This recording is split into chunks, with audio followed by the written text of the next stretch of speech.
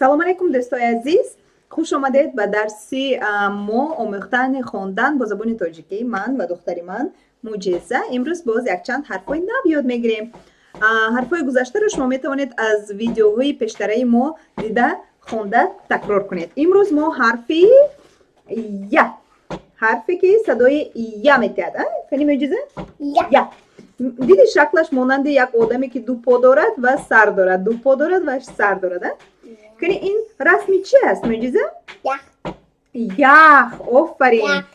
ин адади чанд? Як. Офарин. Ин чи аст? Яхмоз. Яхмоз. Ту яхмозро дӯст дорӣ? Ин чи аст? Сурати чи аст? хонда метавонӣ нигоҳ кунӣ? Яхдон. Яхдон дарунаш гарм ё хунук аст? Хунук. Даруни яхдон мо чӣ мемонем? Алқот мемонем. Чизои мехӯрдагӣ мемонем. Кани ин калимаҳоро хонем чӣ, духтарам? Якка. Якка. Яккаи танҳо. Якта. Пушташро боз калима ҳаст. Кани хонем чӣ? Ягон. Ягон кас. Ман ягон кас бозӣ кара метавонам. Ягон вақт. Кани ин калимаро хон чӣ? Ярма. Офарин. Ярма ин вақте ки гандуми майда майда ё ин ки биринҷи майда майда аст. Кани ин калимаро хонда метавонӣ ё не? Марьям. Офарин. Марьям. Номи духтар. Марьям. Ин калима чи?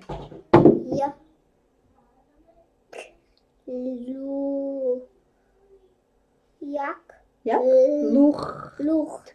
Як лухт. Вақте ки бисёр чизро якбора мехарӣ, як лухт. Кани ин калима чи? Яздон. Тоҷикои қадима худоро Яздон мегуфтанд. Офарин. Ва дигар ҳарфе ки имрӯз мо ёд мегирем, ҳарфи ки садои ҷ медиҳад.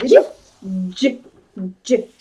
Кани хонем чӣ? Ин суратҳоро дида, ина бин. Ин сурати чӣ?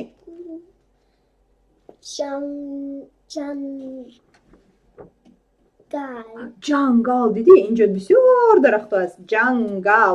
Ва ин ду бача бо якдигар чӣ? Ҷӯраҳо. Ин чи аст? Мо барои рӯфтани хона истифода мебарем. Ҷорӯб. ҷое ки об мегузарад, ин обро мо ҷӯй мегӯем. Ҷӯй. Офарин. Ин ҳарф кадом садо медиҳад? Ҷ. Офарин. Якчанд калимаҳои дигар ҳаст ки кани хонда мебароем. Муъҷиза, кани ин калимаро хонда, мо аллакай хондем, як бори дигар хон.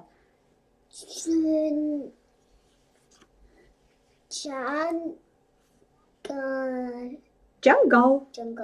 Дар ҷангал кадом ҳайвонҳо ҳастанд? Ҷангал. Дар ҷангал кадом ҳайвонҳо зиндагӣ мекунанд? Чӣ фикр мекунед? Мушк. Муш. Рӯбо, хирс, гург. Кани ин калимаро хон чӣ?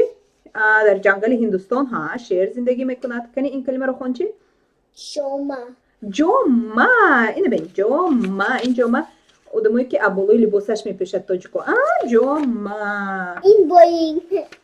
Кани не, ин барои сарад. Ҷома ба танаш мепӯшад одам. Кани ин калимаҳоро хон чӣ? Ҷисм. Мо баданамонро ҳам ҷисм мегӯем. Кани ин калима?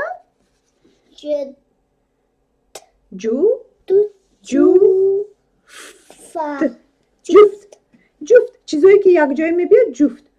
ҷуфти кафш. ҷуфти ҷӯроб.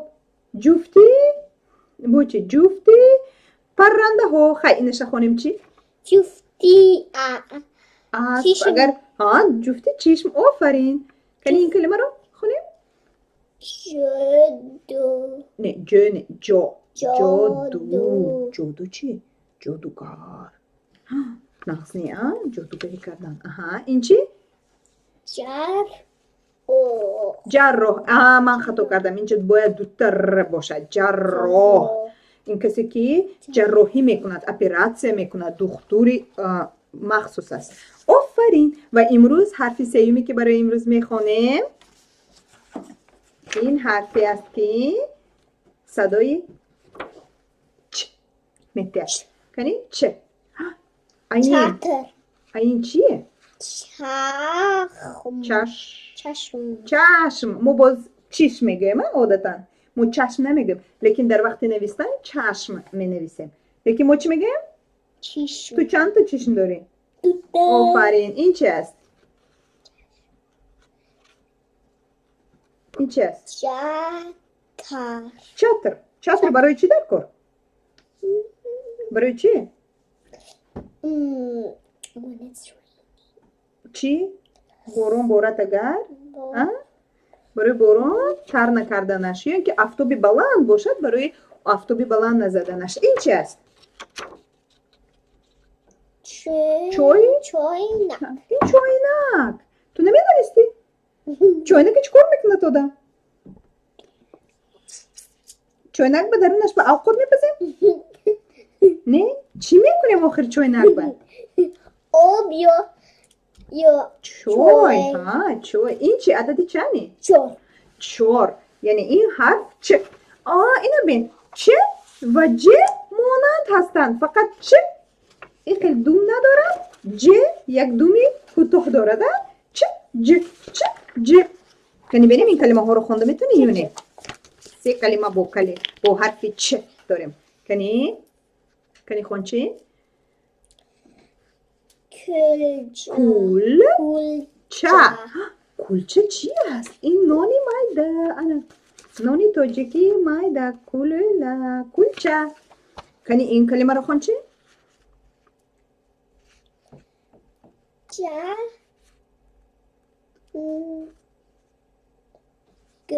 چنگول.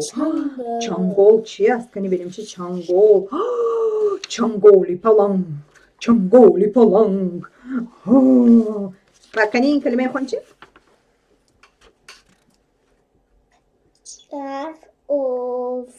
نه چراغ.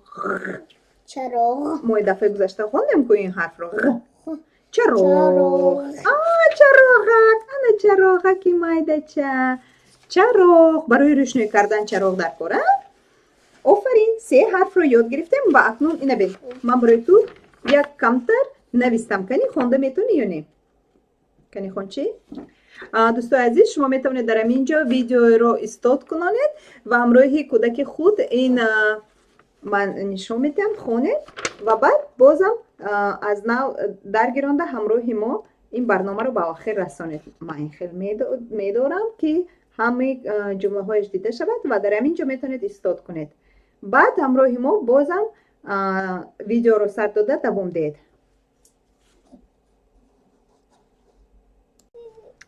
ما معجزه خونده برآمد و حالا دوام میدیم. مریم یخ نخور. زمستان آمد. برف بارید. مریم به کوچه برآمد.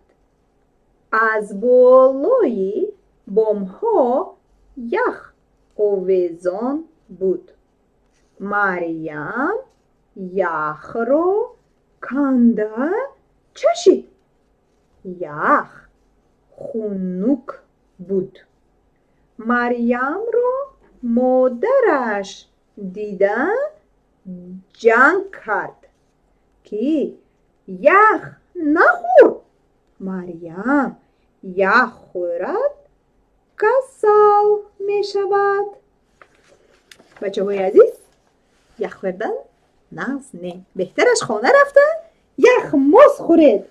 رحمت که شما همراه ما بودید و دوامی یاد گرفتن حرفای تاجیکی رو با ما شریک شوید.